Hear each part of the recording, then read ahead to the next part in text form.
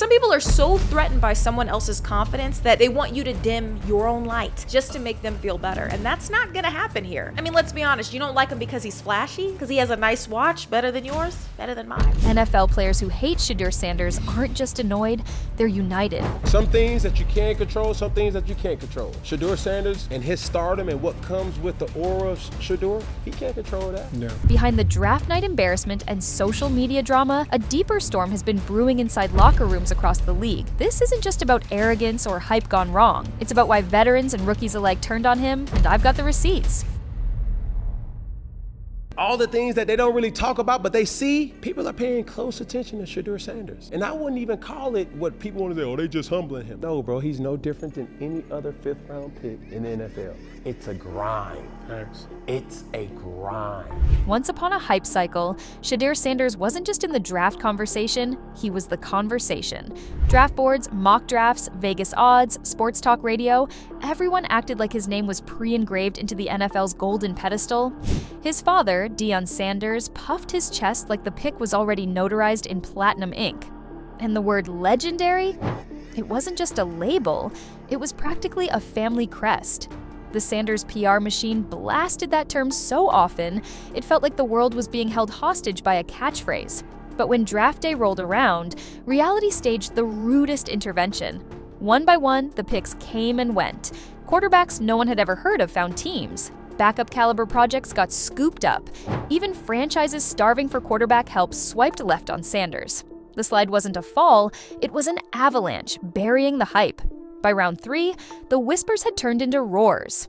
This wasn't about a bad fit. This was a league-wide rejection letter. And where did the legend land? In the arms of the Cleveland Browns. And not even in the spotlight, but in round 5. Legendary? More like tragic comedy. Picture ordering a Tesla and unwrapping a busted scooter instead. The league's message couldn't have been clearer. The Sanders name might sell Instagram likes, but it doesn't sell wins in the NFL. You know, I mean, that just sounds like hating though to me. I mean, he is a rich kid who's really earned it. And that's why people should actually be applauding Shedeur. He doesn't have any scandal attached to his name. Upstanding citizen. He's always supportive of his teammates and has been an excellent leader on the field. Looks like it off the field. It's not easy walking in the footsteps of your famous dad, let alone Hall of Fame, best to ever do it type dad. But it just shows you how much of a hard worker he really is, because no one's going to be harder on Shedeur than his dad and then also himself. If the slide was brutal, the draft party was a train wreck that made it 10 times worse. Imagine staging a coronation only to realize the crown is made of tinfoil. Shedeur threw himself a $100,000 party dripping in chains, disco ball performers, and the word legendary plastered across every surface like a cult slogan. What was supposed to be a celebration became a live-streamed exercise in embarrassment. As each round ticked by, the party's energy nosedived. The fake smiles faded, the any pick now optimism curdled into horror. By the 4th round, the vibe wasn't legendary, it was legendary cringe. Guests avoided eye contact, catered meals sat untouched, every camera angle looked like it was capturing the world's most awkward family reunion. And let's not forget the cherry on top, Shedeur playing his own music during the party. Picture that. Future employers deciding your fate while you pump your own SoundCloud playlist, demanding everyone nod along. It wasn't just overconfidence, it was narcissism dressed up as branding.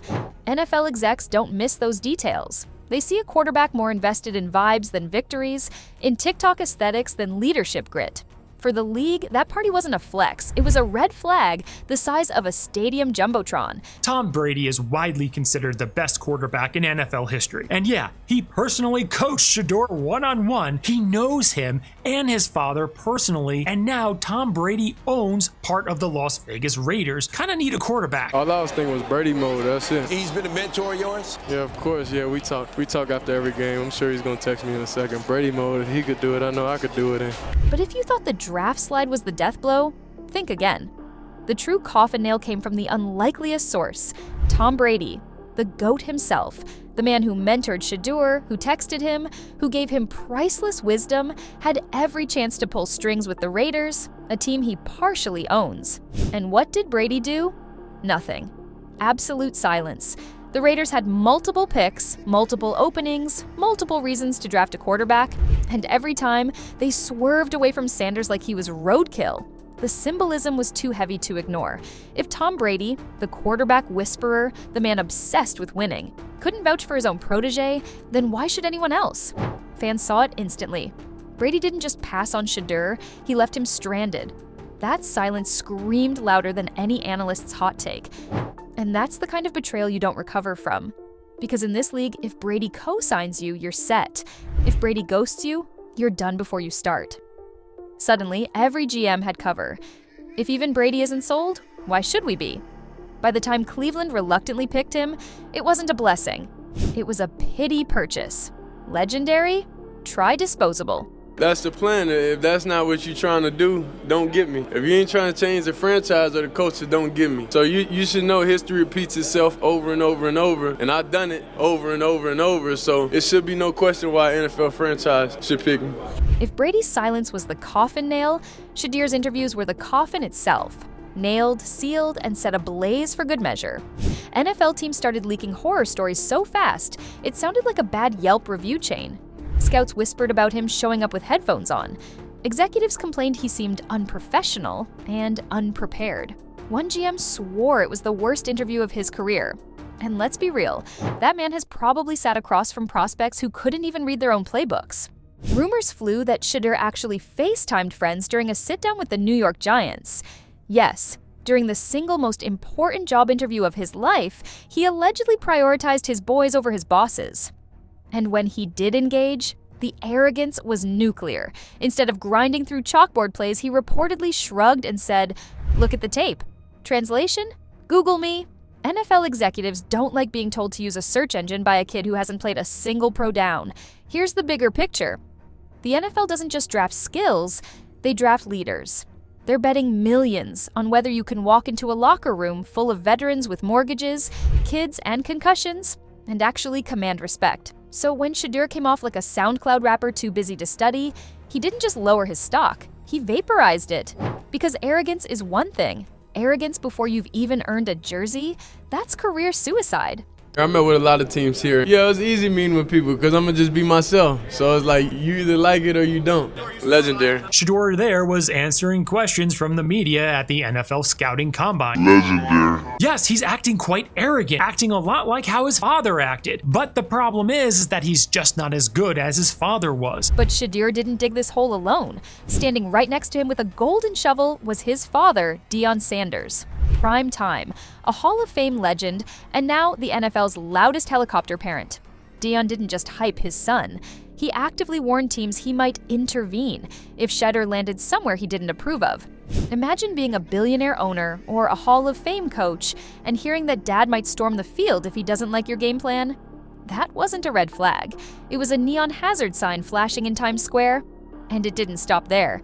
Shedeur didn't hire a traditional agent. Nope. Dad handled it all, which meant every GM knew that signing Shedeur came with Deion lurking in the inbox, hovering on the sideline, and blasting grievances on Instagram Live. One executive compared it to Little League politics, except the Little League dad was a Hall of Famer with a bigger microphone than most owners.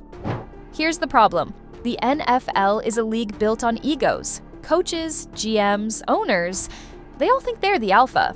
No one wants to look like they're bowing to a pushy parent. And if even Tom Brady couldn't sell Shedeur, what chance did Deion's helicopter act have? In the end, teams didn't just pass on a quarterback, they passed on the circus.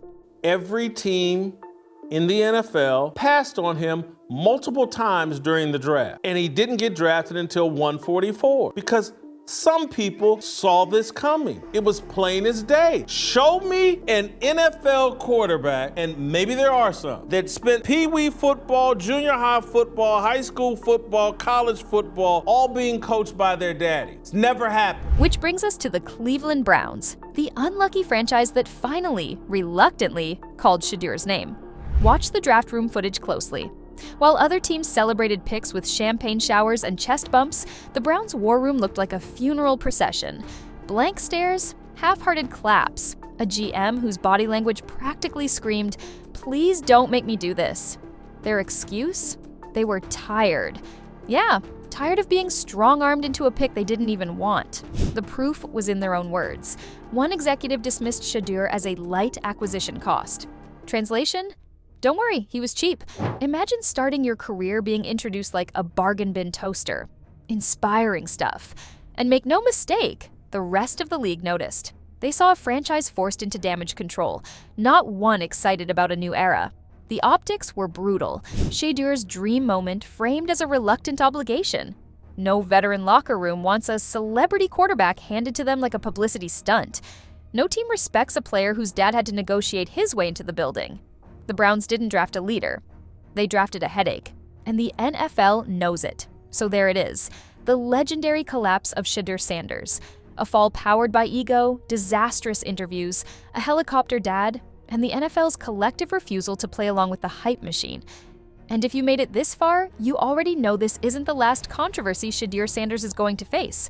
So hit that like button, subscribe, and turn on notifications, because the next NFL drama might be even crazier. And I'll be breaking it down first.